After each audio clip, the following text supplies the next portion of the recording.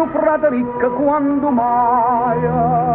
Io sono poverello, a già fa.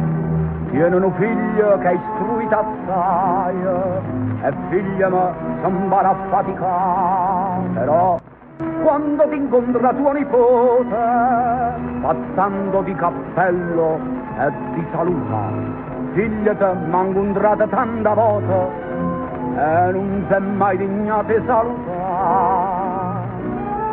Tu eri elegante e giovane e dovrebbe già comprendere che tale e quale come un signore, chi che canta con fatica e onore, si non capisce manca che succa, allora a scuola che ci aiuta a fare.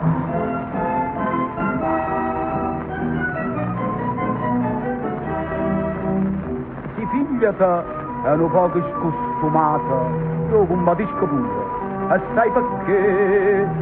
Si dice talo figlio, talo padre, arrassomiglia tale e quale a te, t'arrassomiglia e come a te si chiama che tiene i soldi e non si galandomma perché ti scorda che c'è sta una mamma, ma non è mamma solamente a me. No caro frate, scusami, che mi eri scordato, credimi che tu lo passa 30 lire al mese, per vitto, per alloggio e per le spese, con tanta lusso e tanta proprietà, sarà una lira mamma, per campo.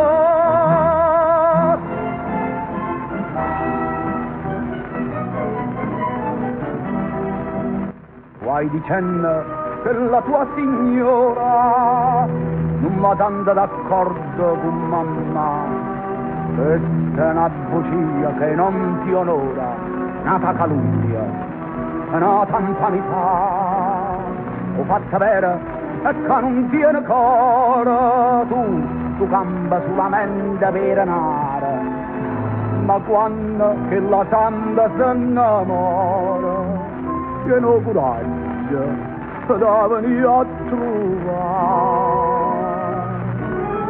Io sono contento di vivere questa miseria, la sera va sempre pronta e so felice, e quando la mano so mi benedice, mi pensa a te che senza dignità sei la vergogna della società.